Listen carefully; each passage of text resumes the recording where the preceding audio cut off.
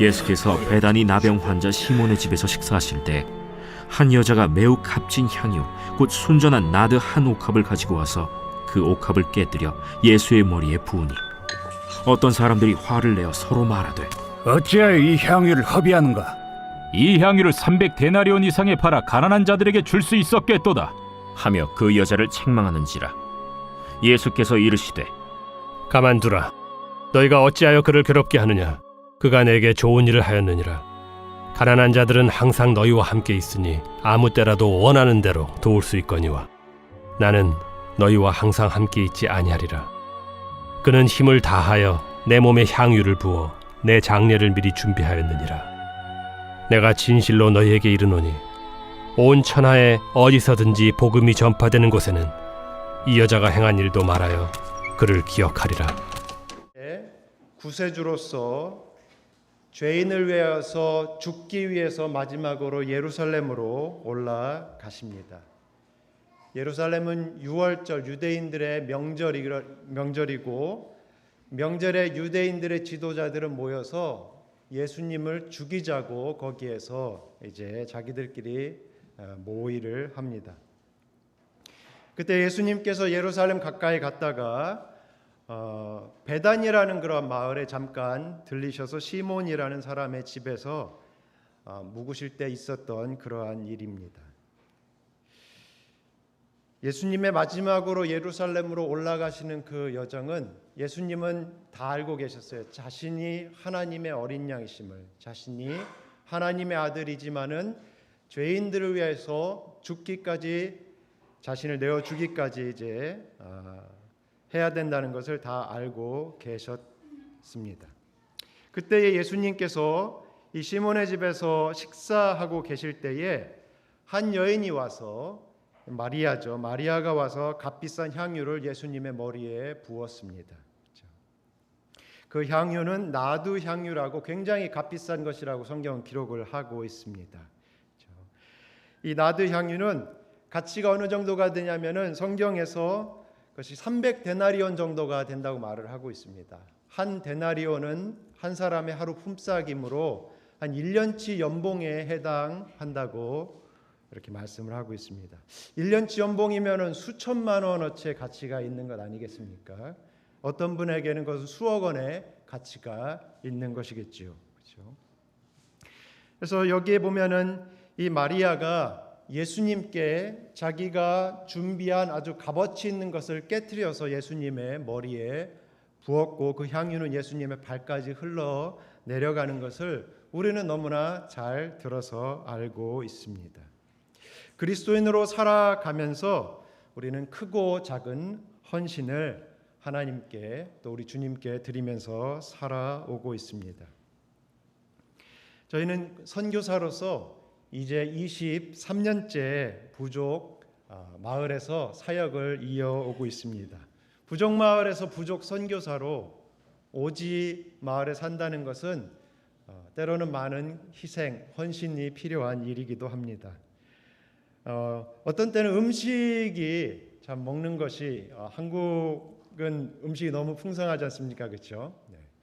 전 세계적으로 그 풍성함이 알려져서 지금은 K푸드가 굉장한 인기를 누리고 있죠. 파푸아에도 슈퍼에 가면 지금은 한국 라면, 떡볶이 이런 걸 팔아요. 지금 세상이 너무나 바뀌었습니다. 저희가 선교사로 사역을 시작할 때에 보르네오 섬에서 사역을 했는데 음식을 저희가 제대로 구할 수가 없었습니다. 그래서 한 번은 제가 강 하류에 가면은 거기에서 생닭을 살 수가 있었어요. 그래서 오토바이를 타고 2시간을 갔는데 2시간을 가가지고 닭을 거기에서 잡아서 이제 닭을 뒤에 박스에다 실어가지고 오토바이 묶어가지고 2시간을 이제 또 정글길을 오는 겁니다. 근데 오다 보니까 소나기가 내렸습니다.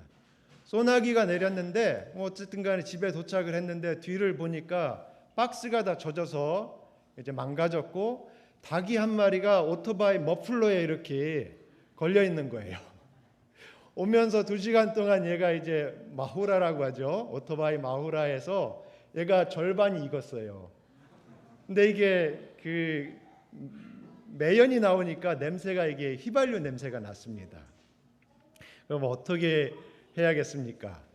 당연히 이걸 버려야 되지만은 그 당시 저희는 이게 너무 오래간만에 정말 보는 생닭이어서 냄새나는 부분을 잘라내고 나머지 부분을 저희가 먹었습니다. 그 당시 한국에서는 한창 웰빙이 유행일 때 저희는 그러한 생활을 했습니다. 생활의 불편함 이루 말할 수가 없지요. 오지 부족 마을이니까요. 한 번은 저희가 빗물을 식수로 쓰고 샘물을 저희가 생활 용수로 썼는데 샤워를 하는데 자꾸 물에서 냄새가 나는 거예요. 이상한 냄새가 나서 이게 왜 그러나 하루가 지나고 냄새가 조금 심해지는 겁니다. 다음 날 됐는데 점점 심해져서 왜 그러지 하고 밖에 나가서 샘물 뚜껑을 열었더니 저 밑에 한 4m 밑에 쥐가 한 마리가 빠져 있는 겁니다. 그래서 퉁퉁 불어 있어요. 쥐가 그 밑에 살다가 새끼가 빠져 죽다가 어미가 빠져 죽었구나. 그래서 긴 장대에다가 잠자리채를 만들어서 그걸 떠내려고 하다가 툭 쳤는데 퍽 터지면서 구더기가 막 이렇게 퍼지는 거예요. 그래서 그걸 다 건져내고 물을 퍼내고 락스를 거기다 한 병을 넣어서 다시 그걸 소독을 하고 다시 물이 받아지면 그걸 가지고 다시 샤워를 하기도 했었습니다. 현대인이 추구하는 소확행이나 워라밸, 소소하고 확실한 행복, 일과 삶의 어떤 밸런스, 그러한 일이나 또는 자녀 교육, 저희는 이제 보낼 학교가 없으니까 그 아이들을 홈스쿨링을 했습니다. 또 그곳에서 있는 풍토병, 말라리아에 걸렸었던 적도 있고요. 또 댕기열에 걸렸었던 적도 있고요. 한 번은 제가 말라리아와 댕기열에 같이 걸리니까 저희 동역하는 미국 선교사가 그 링거 주사를 꽂아주기 위해서 열심히 했지만은 못 찾아가지고 혈관을 한 10번을 이렇게 다시 꽂는 그런 일도 있었고요. 근데 재밌는 건 선교사가 선교지에서 이런저런 일로 여기저기 아프다가 한국에 와서 공항에 딱 도착하면 아픈 게 싹 없어집니다. 신기하죠? 선교사 병입니다. 그게. 우리와 물도 다르고 날씨도 다른 곳에 산다는 것이 쉬운 일은 아닌 것 같습니다. 특별히 힘든 것은 가족들과 떨어져 있는 것. 그렇죠? 할머니 할아버지, 한국에 있는 할머니 할아버지는 멀리 그 손자 손주를 몇 년간 떨어뜨려 보내고 이제 서로 보지 못하는 그러한 또 희생을 하기도 합니다. 저희 자녀들 세 아이가 지금은 다 성장하여서 캐나다와 미국에 세 자녀가 있습니다. 네, 저희가 가만 어느 날 생각을 해보니까 2년에 한 번 정도 볼 수 있다면은 평균 수명으로 따졌을 때 천국 가기 전에 한 10번 정도 더 보면 끝이겠구나 이런 생각이 드는 거예요. 현실이 그렇습니다. 제가 왜 이렇게 선교사로 살아가는 것이 헌신이 필요한 것인지에 대해서 말씀을 드리냐면은 비단 선교사로 살아가는 것뿐만 아니라 그리스도인으로 살아간다는 것은 많은 헌신이 요구됩니다. 여러분, 말씀대로 사는 것이 쉽습니까? 우리가 세상 가운데 살아가면서 말씀대로 살아가기 위해서는 반드시 헌신이 요구가 됩니다. 우리에게 소중한 것들을 내어 드려야 되는 순간들이 요구가 됩니다. 우리가 정말 열심히 일하고 이 전쟁터 같은 그 삶의 현장에서 열심히 얻은 소득 가운데 일부를 하나님께 다시 헌금으로 드린다는 것, 여러분 정말 쉬운 거 아닙니다. 헌신이 필요한 일입니다. 여러분 매주일 예배 드리는 거 힘드시죠? 안 힘드신가 보네. 다른 사람 다 놀러 갈 때 우리는 교회에 와서 예배 드리고 봉사하고 헌신하고 다시 월요일이 되면 일터로 향한다는 것 쉬운 일이 아닙니다. 헌신이 요구됩니다. 그리스도인으로서 직장 생활하는 것, 학교에서 학생으로 살아간다는 것 결코 쉬운 일이 아닙니다. 헌신이 필요합니다. 이 마지막 때 이 세상에서 경건하게 그리스도인으로 살아가는 것 얼마나 많은 헌신이 필요한 일인지 모릅니다. 오늘 이 말씀 가운데 마리아가 예수님께 그 비싼 향유를 부었을 때, 헌신을 드렸을 때 어떤 일이 일어났습니까? 여기 한 사람 가룟 유다가 아니 왜 그걸 허비하느냐 이렇게 말을 합니다. 허비가 뭡니까? 낭비죠, 낭비. 왜 그걸 낭비하냐고. 300데나리온이면 팔아가지고 얼마나 많은 가난한 사람들에게 그걸 줄 수가 있는데 왜 그걸 낭비하냐고 여기 질타하는 것을 우리는 본문 말씀에서 들을 수가 있습니다. 굉장히 합리적인 그런 질타 같습니다. 부족 선교사로 사역을 하다 보면은 많은 선교의 동역자들이 함께 일을 합니다. 거기에는 부족 선교사들이 있고요.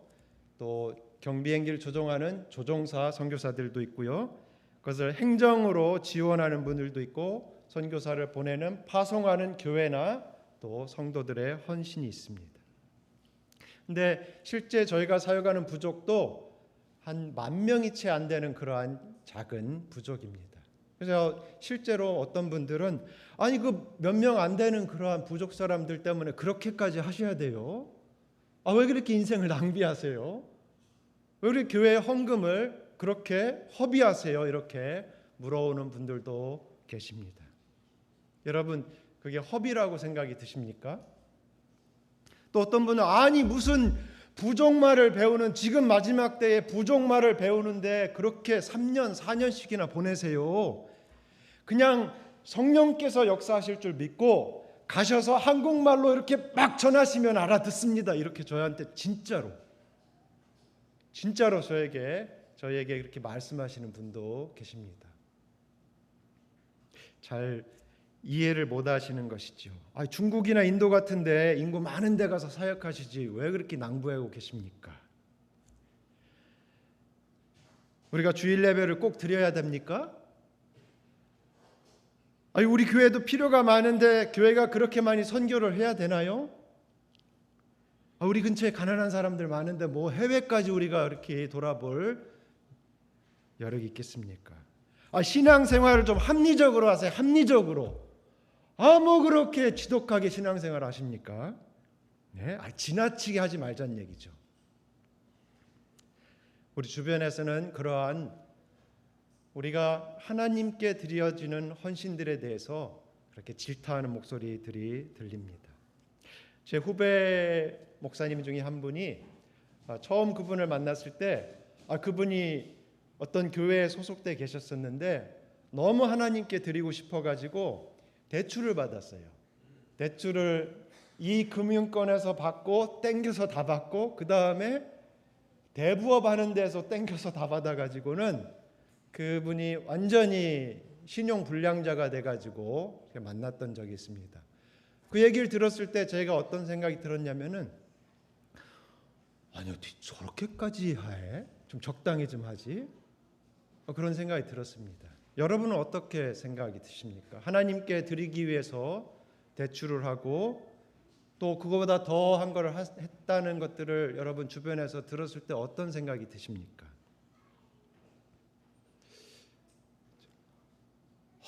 왜 그렇게까지 하지? 그런 생각 안 드세요? 그렇죠? 네, 자연스럽게 그게 듭니다. 저도 그래서 한번 전도사 때에 교회에서 건축 프로젝트가 있어가지고 드리고 싶었어요. 근데 돈이 없었어요. 그래서 은행에 갔습니다. 농협으로 알고 있는데 농협에 가가지고 제가 100만 원만 신용대출을 받으러 왔습니다. 그랬더니 은행 그 여직원께서 네, 신용이 있으세요? 그러는 거예요. 그래서 예, 제가 전도사입니다. 그랬어요. 좀 우프죠, 그렇죠? 그래서 저는 전도사니까 신용이 있다고 생각을 했는데 그분이 딱 보시더니만 이렇게 보시더니 예, 대출 못 해드리겠습니다. 가라고 하더라고요. 제가 그때 처음 알았습니다. 나는 신용이 없는 사람이구나. 전도사가 말하는 신용과 사회에서 말하는 그 언어가 다르다는 것을 제가 알았죠. 2007년도에 샘물교회에서 선교팀이 아프가니스탄에 갔다가 인질로 잡혀서 2명이 희생되는 일이 있었습니다. 여러분 혹시 기억하십니까? 잘 모르시는 분도 계실 텐데 그때 온 나라가 난리가 났었지 않습니까? 엄청나게 그 샘물교회를 비판하고 정말 그 사람들 거기서 다 그냥 거기서 죽으라고 하라고 그러한 목소리까지 들렸습니다. 2007년 중앙일보는 이러한 기사를 냈습니다. 지난 2000년 동안 선교라는 이름으로 이웃 종교의 고귀한 삶의 자리와 그들의 아름다운 문화를 얼마나 훼손했던가라며 타 종교인을 억지로 기독교인으로 개종시키려는 공격적인 선교 정책이 끊임없이 갈등을 낳는다고 했다. 이렇게 기사, 중앙일보뿐이 아니죠. 정말 많은 사람들이 샘물교회와 그 선교팀에 대해서 정말 욕을 하고 비판을 했던 일을 저는 기억을 합니다. 왜 이러한 우리가 주님께 믿음을 따라 드리는 이런 헌신에 왜 이러한 비난과 질타가 가해집니까? 그것은 핵심 가치가 충돌하기 때문입니다. 핵심 가치가 무엇입니까? 그것은 우리가 어떤 개인이나 단체가 어떠한 결정을 내리거나 행동을 하게 하는 근원적인 신념이나 믿음을 핵심 가치라고 말을 합니다. 이 가룟 유다의 핵심 가치는 돈에 있었습니다.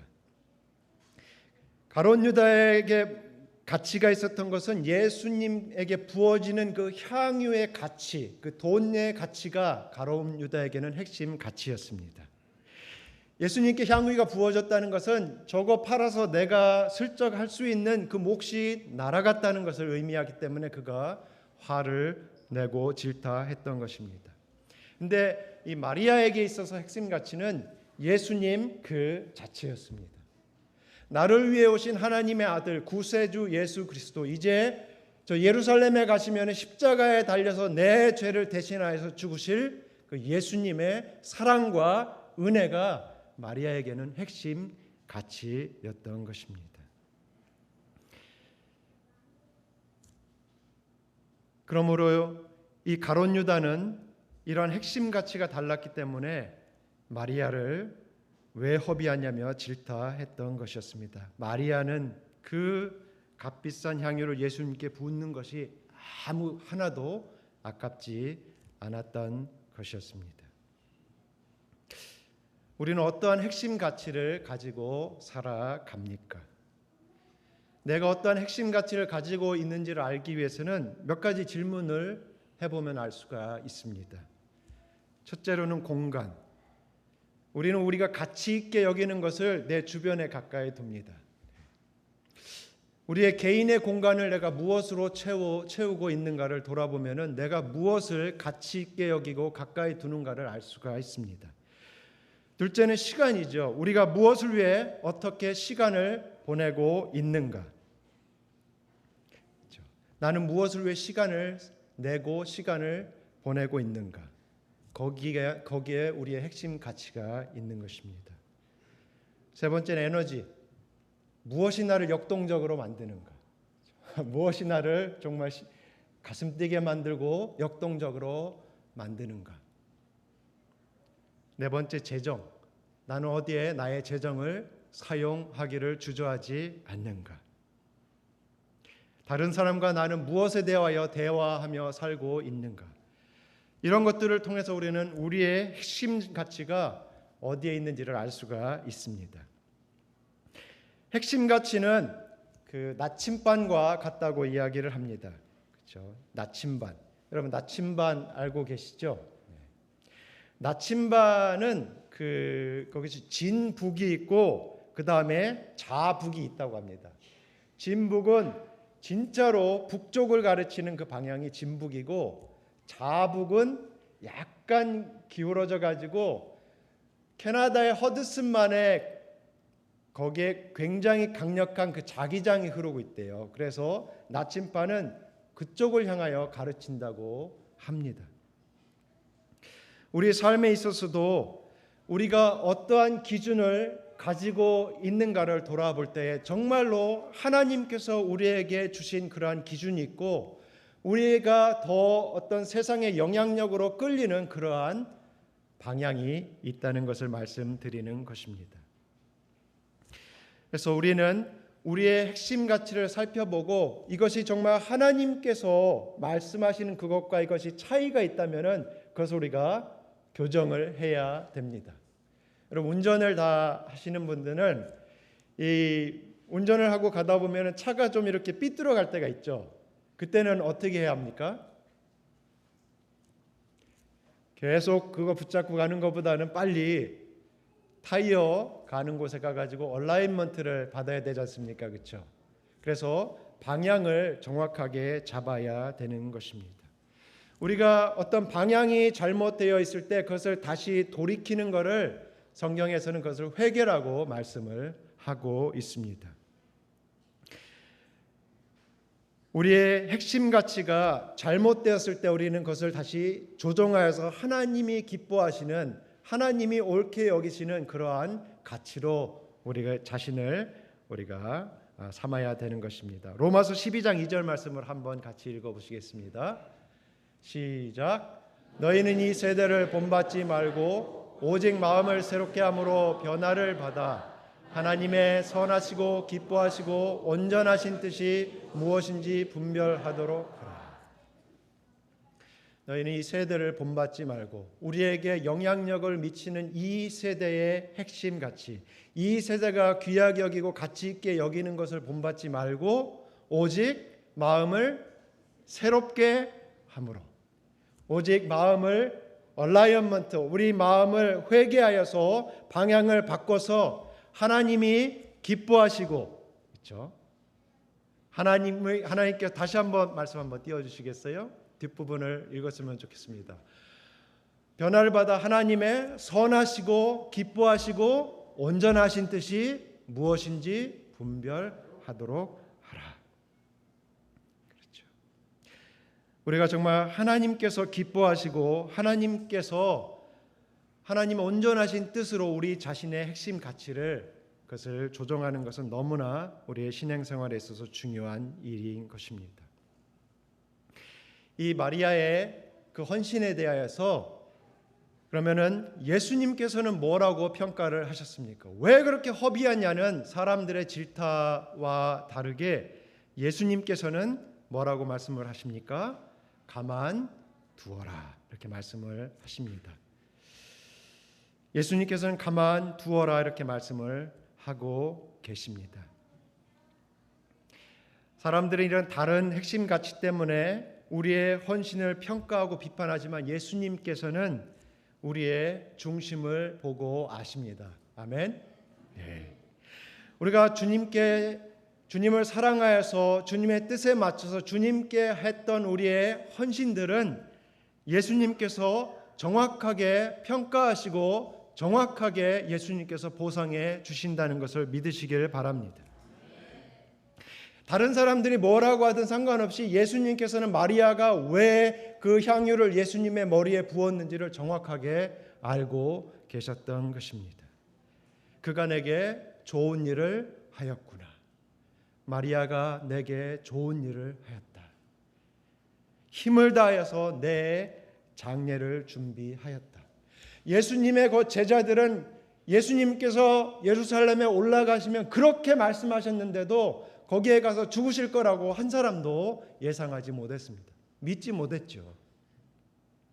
마리아만 거기에서 예수님의 장례를 준비했습니다. 왜 그랬을까요? 마리아는 믿음으로 예수님께서 자신의 죄를 위해서 대속의 죽음을 죽으실 구세주이신 것을, 하나님의 보내신 하나님의 어린 양인 것을 그가 믿음으로 이 같은 일을 했던 것입니다. 마리아의 이 헌신은 예수님께 온전히 받아들여졌고 그 헌신에 대해서 예수님께서 분명하게 평가하셨고, 그리고 이 세상에 복음이 전해지는 그 모든 곳에 이 마리아의 행한 일도 전파될 것이라고 이렇게 말씀해 주셨습니다. 마리아의 핵심 가치는 예수님이었고, 그가 이렇게 예수님께 헌신할 수 있었던 것은 마리아는 하나님의 약속을 믿었고, 그리고 구세주 예수님을 그가 전적으로 믿고 헌신하였던 것입니다. 예수님에 대한 사랑이 마리아에게 있었던 것을 오늘 본문 말씀을 통해 우리는 알 수가 있습니다. 오늘 설교의 결론을 내리고자 합니다. 오늘 설교의 핵심은 우리도 마리아처럼 더욱 값비싼 것을 예수님께 드리자, 이것이 오늘 설교의 그 주제가 아닙니다. 오늘 설교는 우리가 어떠한 핵심 가치를 가지고 우리가 살아가고 있는 걸 한번 돌아봤으면 좋겠습니다. 여러분, 세상에서 살아가다 보면 우리와 다른 그런 가치를 가진 사람들과 우리는 늘 함께 겪으면서 생활하게 됩니다. 늘 부딪히게 되죠. 아니, 우리는 앞으로는요, 우리와 다른 생각, 가치관을 가진 사람들이 우리보다 더 많은 사람들이고 우리는 더 소수의 그러한 사람으로 살아갈 수밖에 없는 그러한 미래가 우리 앞에 있습니다. 나의 삶의 행태와 행동과 내가 의사결정을 하는 것을 지배하는 핵심 가치, 나의 핵심 가치는 예수님이십니까? 나의 핵심 가치는 하나님이 기뻐하시고 또 하나님이 온전하신 뜻이 나의 핵심 가치입니까? 아니면 나는 이 세상에서 하나님이 아닌 나를 향해서 나를 이끄는 더 큰 자기장과 같은 그러한 영향력 아니면 매력에 이끌려서 점점 내 방향이 그렇게 달라져 가고 있지는 않습니까? 또 우리의 섬김과 헌신이 하나님의 말씀에 기초한 성경적인 그러한 믿음과 예수 그리스도에 대한 사랑이 동기가 되어서 우리가 헌신하고 우리가 예배하며 살고 있습니까? 우리 자신을 돌아보고 내가 정말 하나님께서 말씀하신 그 기준에서 내가 좀 엇갈려 있다면은 우리 자신을 회개해서 하나님의 방향에 하나님께서 가치 있게 여기는 그러한 삶에 우리 자신을 돌이켜 맞추는 회개가 우리 가운데 있기를 주님의 이름으로 부탁을 드립니다. 지나온 과거에 그리고 현재에 예수님과 주님의 몸된 교회를 위해서 우리는 많은 헌신을 하면서 지금까지 살아왔고 또 지금도 그리스도인으로 살아간다는 것은 그러한 헌신을 하면서 우리는 살아가고 있습니다. 우리가 기억해야 될 것은 다른 사람들은 나와 생각이 달라서 나에게 질타와 비판을 가할지라도 예수님께서는 내가 주님을 사랑하여서 하나님의 약속을 믿고 한 행동에 대해서 예수님께서는 분명하게 바르게 평가해 주신다는 것입니다. 그리고 그것을 분명하게 보상해 주실 줄 믿습니다. 마리아에게 뭐라고 말씀하셨습니까? 저가 행한 일이 복음이 전해지는 곳에는 저가 행한 일도 계속해서 전파될 것이라고 말씀해 주시죠. 영원한 그러한 평가, 가치, 보상이 있다는 것입니다. 다니엘서에서 보면은 많은 사람을 옳은 대로 돌아오게 한 자는 어떻게 한다고 그랬습니까? 하늘의 별과 같이 영원토록 빛나리라. 우리가 주님 앞에 우리의 삶을 살아가면서 신앙의 삶을 살아가면서 드렸던 그러한 크고 작은 헌신들에 대해서 주님께서는 결코 우리가 감당할 수 없는 그러한 영원한 가치가 있는 그러한 보상을 약속해 주신 것입니다. 우리의 삶을 돌아보고 우리 자신을 좀 얼라인먼트, 좀 방향이 좀 엇갈려 있다면 우리 자신을 좀 돌려서 하나님의 기준에 한 발자국 더 가까워지는 그러한 헌신과 결단이 우리 가운데 있기를 주님의 이름으로 축원합니다. 기도하겠습니다.